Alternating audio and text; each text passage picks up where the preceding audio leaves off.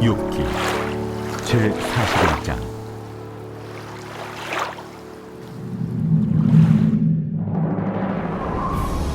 네가 낚시로 리워야단을 끌어낼 수 있겠느냐? 노끈으로 그 혀를 맬 수 있겠느냐? 너는 밧줄로 그 코를 꿰를 수 있겠느냐? 갈고리로 그 아가미를 꿰을 수 있겠느냐? 그것이 어찌 네게 계속하여 간청하겠느냐? 부드럽게 네게 말하겠느냐? 어찌 그것이 너와 계약을 맺고 너는 그를 영원히 종으로 삼겠느냐? 네가 어찌 그것을 새를 가지고 놀듯 하겠으며 네 여종들을 위하여 그것을 내어두겠느냐? 어찌 장사꾼들이 그것을 놓고 거래하겠으며 상인들이 그것을 나누어 가지겠느냐? 내가 능히 많은 창으로 그 가죽을 찌르거나 작사를 그 머리에 꽂을 수 있겠느냐? 내 손을 그것에게 얹어보라. 다시는 싸울 생각을 못하리라. 참으로 잡으려는 그의 희망은 헛된 것이니라. 그것의 모습을 보기만 해도 그는 기가 꺾이리라. 아무도 그것을 격동시킬 만큼 담대하지 못하거든 누가 내게 감히 대항할 수 있겠느냐? 누가 먼저 내게 주고 나로 하여금 갚게 하겠느냐? 온 천하에 있는 것이 다 내 것이니라. 내가 그것의 지체와 그것의 큰 용맹과 늠름한 체구에 대하여 잠잠하지 아니하리라.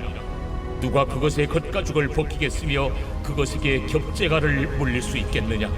누가 그것의 턱을 벌릴 수 있겠느냐? 그의 둥근 이틀은 쉼이 두렵구나.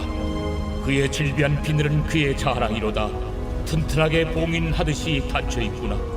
그것들이 서로 달라붙어 있어 바람이 그 사이로 지나가지 못하는구나. 서로 이어져 붙었으니 능히 나눌 수도 없구나.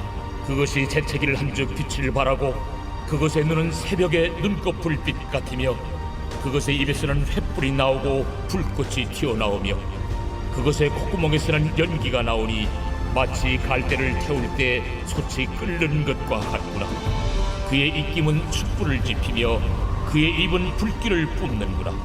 그것의 힘은 그의 목덜미에 있으니 그 앞에서는 절망만 감돌 뿐이구나. 그것의 살껍질은 서로 밀착되어 탄탄하며 움직이지 않는구나. 그것의 가슴은 돌처럼 튼튼하며 맷돌 아랫짝같이 튼튼하구나. 그것이 일어나면 용사라도 두려워하며 달아나리라. 칼이 그에게 꽂혀도 소용이 없고 창이나 투창이나 화살촉도 꽂히지 못하는구나. 그것이 쇠를 지푸라기같이 놋을 썩은 나무같이 여기니 화살이라도 그것을 물리치지 못하겠고 물맷돌도 그것에게는 겨같이 되는구나. 그것은 몽둥이도 지푸라기같이 여기고 창이 날아오는 소리를 우습게 여기며 그것의 아래쪽에는 날카로운 토기 조각 같은 것이 달려있고 그것이 지나갈 때는 진흙바닥에 도리깨로 친 자국을 남기는구나. 깊은 물을 솥에 물이 끓음 같게 하며 바다를 기름병같이 다루는도다. 그것의 뒤에서 빛나는 물줄기가 나오니 그는 깊은 바다를 백발로 만드는구나. 세상에는 그것과 비할 것이 없으니 그것은 두려움이 없는 것으로 지음받았구나. 그것은 모든 높은 자를 내려다보며 모든 교만한 자들에게 군림하는 왕이니라. 할렐루야. 사랑하는 열린문교회 성도 여러분, 지난밤도 주님 주신 은혜와 평강 가운데 단잠 주무셨습니까? 아침을 깨우는 말씀, 화요일 이 아침에 주님께서 저와 여러분에게 주시는 말씀은 욥기 41장 1절로 34절까지의 말씀입니다. 오늘도 주시는 살아계신 하나님의 말씀을 통하여 저와 여러분의 삶 가운데 선명한 성경적 기준이 세워지는 오늘이 되기를 원합니다. 오늘 본문의 제목을 매일 성경의 해설자는 리워야단을 통제하시는 하나님이라는 제목을 붙였는데요. 결국엔 오늘 엽기서는 하나님의 그 위대하심을 드러내기 위하여 하나님께서는 그때 당시에 어찌 보면 사람들로 하여금 육상 이 생물의 대표라고 할 수 있는 이 베헤못을 어제 본문에서 꺼내 들었습니다. 말 그대로 몸집이 크고 결국에는 힘과 그 어떠한 육중함으로는 인간이 감히 대적할 수 없는 상대임을 분명하게 나타내고 있죠. 그리고 오늘에 등장하는 이 리워야단이라는 동물은 당시 사람들이 바다를 지배한다라고 여기던 어떤 괴물이라고 성경의 해설자는 이야기하는데요. 해석의 차이가 있겠지만 어떤 이들은 이 리워야단을 악어라고 번역하고 해석하는 이도 있습니다. 그런 확실한 것은 이 하나님께서 이 베헤못과 리워 야단이라는 생물을 이 욥에게 이 보여주시고 그를 통해서 인간의 이 약함을 드러내시는 이유는 이 당시에 베헤못이라는 동물은 육상 생물을 대표할 만큼의 이 어떠한 거대한 짐승이었을 것이고 이 리워야다는 말 그대로 이 바다를 이 물에서 수중에서 당해낼 자 없는 그와 같은 무시무시한 어떤 존재였음을 우리들에게 분명하게 인식시키는 것 같습니다. 하나님께서 결국에는 욥에게 나타나서 욥을 낮추시고 또한 욥을 가르치시기 위한 수단과 방법으로 하나님이 얼마나 위대하신 분이신지를 계속해서 나타내시고 보여주고 계십니다. 하나님께서는 이 천지를 창조하셨을 뿐만 아니라 존재하는 모든 것들의 이 주인 되심을 그리고 심지어는 시간과 또 역사와 섭리를 주관하시는 분이시라는 것을 끊임없이 보여주었는데요. 어제 오늘 말씀에는 실제적인 어떤 인간에게 체감될 수 있을 만한 이 비유를 통하여 하나님이 얼마나 놀라우시고 높은 분이신지를 욥에게 가르치시는 장면들을 보여주고 있습니다. 말 그대로 육상 생물과 바다 생물 중에서 가장 크고 어쩌면 가장 무시무시한 괴물처럼 여겨졌었던 두 생물을 등장시킴으로 말미암아 인간이라는 존재는 그 두 생물에 비하면 보잘것없고 아무 능력도 없는 이 초라한 존재임을 다시 한번 부각시키는데요. 결국에는 1절부터 11절까지의 말씀을 보면 소제목에서도 붙어 있듯이 리워야단 앞에서 무능한 인간이라는 제목을 붙이고 있습니다. 사실은 이 만물의 영장이라고 일컬음을 받는 인간이라는 존재는 모든 생물 중에서 으뜸이기에 만물의 영장이라는 표현들로 인간을 수식하는 것이다 라는 생각이 드는데요. 물론입니다. 인간은 어떤 생물들보다 지능이 높고 그리고 지혜로워서 결국엔 그들의 지혜나 능력으로 모든 생물과 동물들을 조정하고 그리고 다스릴 수 있음을 우리는 너무나도 잘 알고 있죠. 그럼에도 불구하고 만약에 존재 대 존재로서 맞붙는다면 결국에는 누가 이길까라고 묻는다면 우리는 사실은 사자까지 들이대지 않는다 할지라도 웬만한 동물들과 싸워서 육체 대 육체로 이길 수 있는 인간은 많지 않음을 우리는 알고 있죠. 결국에는 사자라는 동물을 생각만 할지라도 오금이 저릴 정도로 우리가 감히 대적할 수 있을 동물이 아님을 알고 있습니다. 그리고 바다의 생물로 생각해보면 어떻습니까? 우리가 그렇게 무서워하는 상어이든 아니면 고래라는 그 거대한 생물 앞에서 인간이라는 존재는 사실은 한없이 작고 초라한 존재일 수밖에 없다라는 것을 우리는 너무나 잘 알고 있죠. 지금 이 리워야단 앞에서 무능한 인간이라는 소제목을 붙인 이 1절에서의 11절 말씀을 보면 결국에는 그와 같은 의미에서 결국에 리워야단 앞에서 인간이란 존재가 할 수 있는 것이 아무것도 없는 얼마나 무능하고 초라한 존재인지에 대해서 분명하게 드러내더라는 것입니다. 그러나 이뿐만 아니라 그 뒤에 연이어 이어지는 말씀은 리워야단의 어떤 능력이라든가 그의 어떠한 모습에 대해서 분명하게 이렇게 보여주며 어찌 보면 이와 같은 표현들만으로도 얼마나 무시무시하며 또 인간이 감히 넘볼 수 없는 거대하고 대단한 존재임을 하나님께서는 계속해서 이야기하고 계시더라는 것이죠.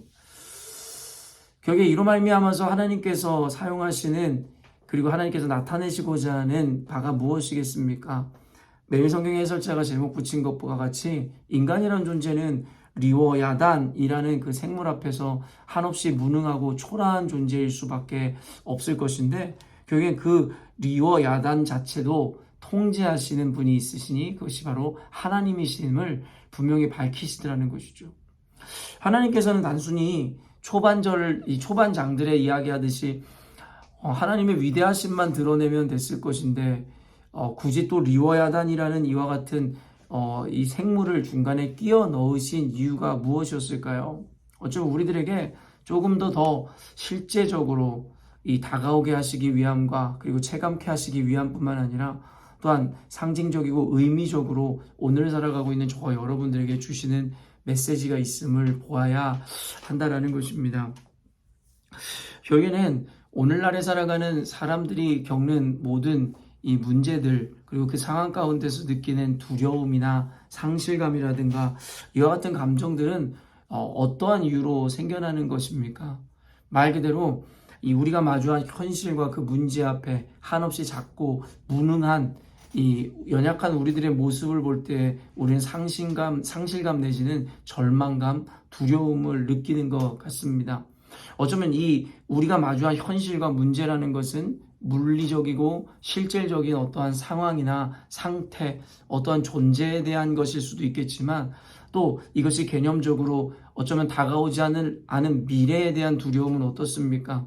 어떤 물리적이고 실제적인 것은 아니지만 결국에는 불확실한 미래로 말미암아 주어지는 그 두려움이라는 것이 우리에게 엄습해 올 때가 있음을 우리는 너무나 잘 알고 있는 것이죠.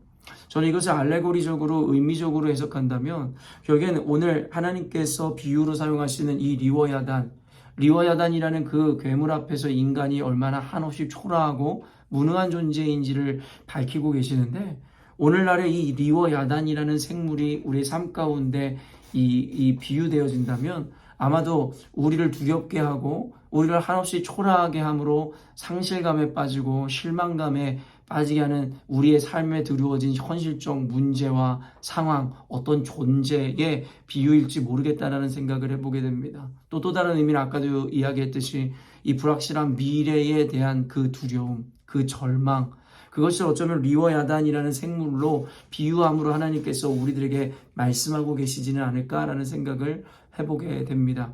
리워야단 앞에서 인간이 욥이 한없이 무능력하고 초라한 존재이기에 그 리워야단을 두려워할 수밖에 없듯이 결국에 우리를 둘러싸고 있는 이 문제와 그 현실 앞에 우리는 한없이 작고 초라하여 무너질 수밖에 없는 것이죠. 한때 유행했었던 금수저, 흙수저 논란도 마찬가지입니다. 결국엔 그 출신 성분이라는 한계를 뛰어넘는 것은 불가능하고 그것은 암울하다라는 것에 대해서 이야기하는 바일 것 같습니다.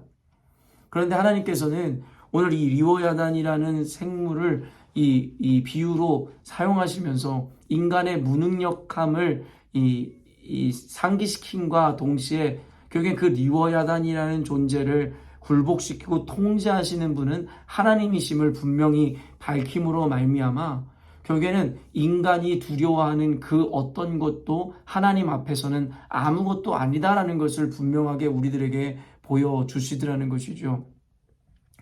오늘날의 그리스도인이라 하는 이들마저도 결국엔 그들의 눈앞에 펼쳐진 어쩌면 그들의 힘으로는 도무지 이겨내거나 그리고 극복할 수 없는 상황이나 문제 앞에서 두려워하고 상실감을 느끼고 그리고 어떻게 보면 너무나도 절망감에 있을 우리 그리스도인들에 대하여 오늘 메시지는 시사하는 바가 있고 그리고 우리들에게 교훈하는 바가 있습니다라는 생각을 해보게 됩니다.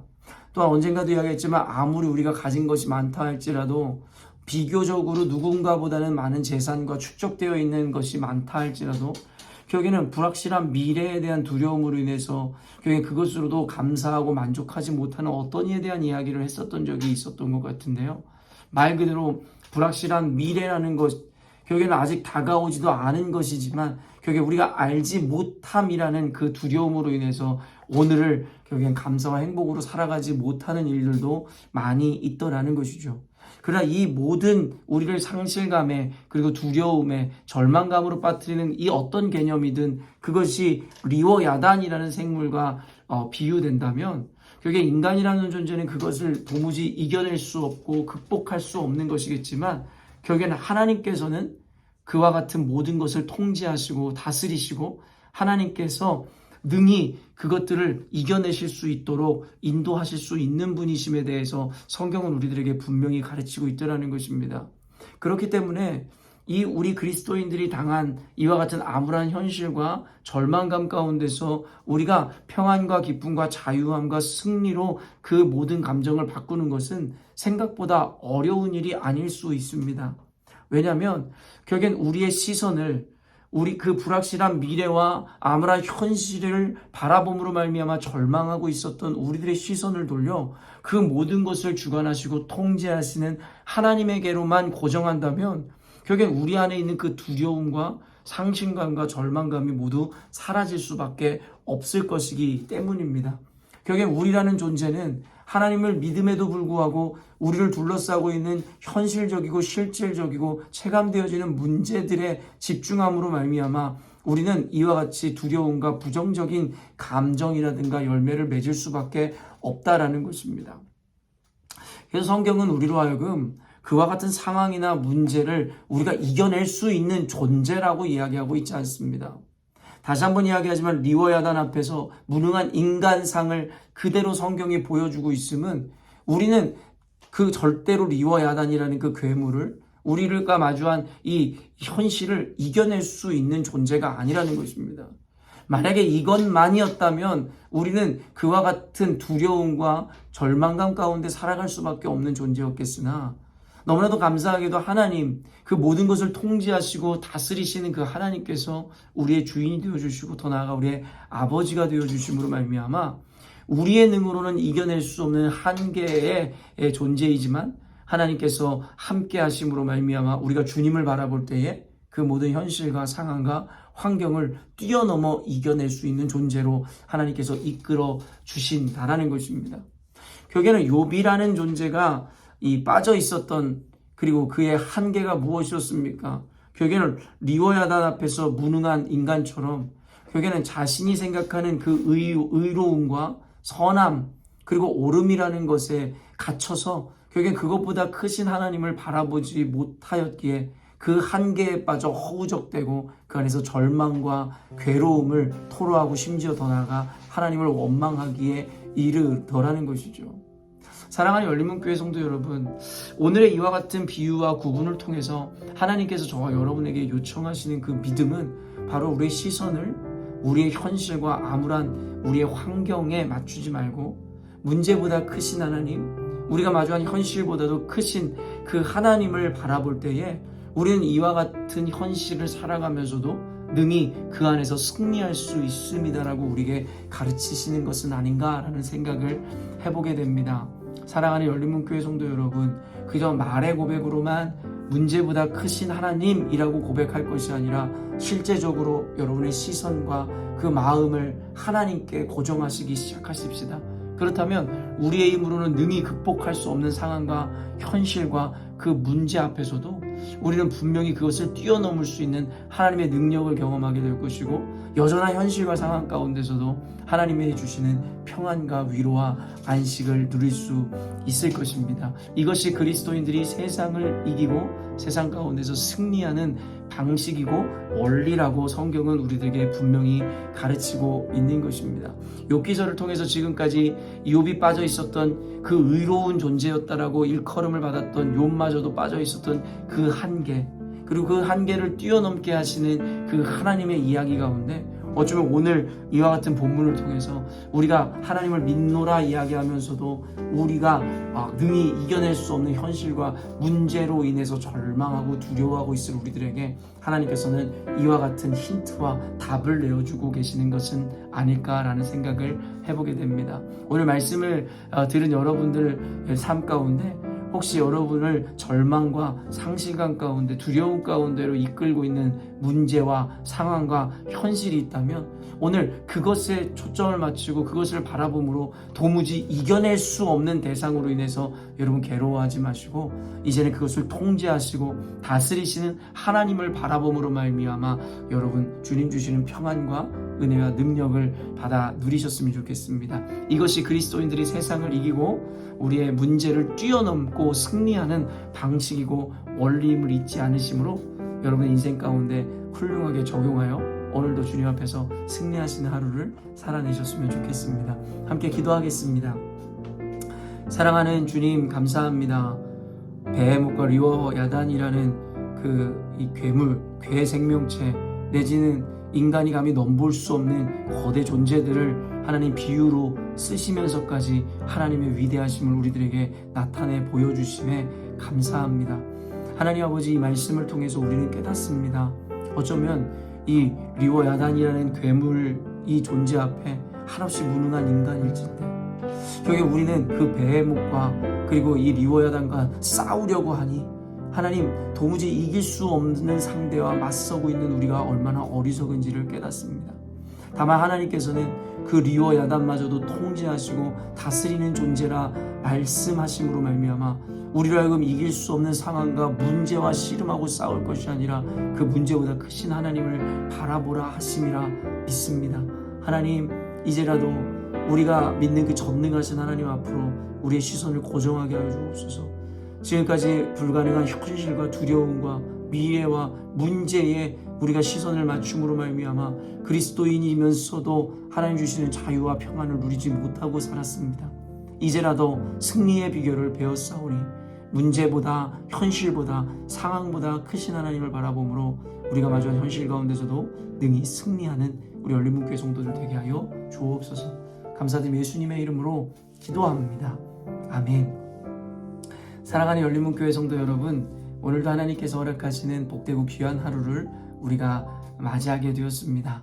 말씀을 읽고 묵상하고 끝이는 것이 아니라 그 말씀을 오늘의 삶 가운데 선명하게 적용하고 분명하게 결단하심으로 하나님 기뻐하시고 승리하시는 삶을 살아내시는 저와 여러분이 되었으면 좋겠습니다. 아침을 깨우는 말씀은 내일 아침에 또 만나도록 하겠습니다.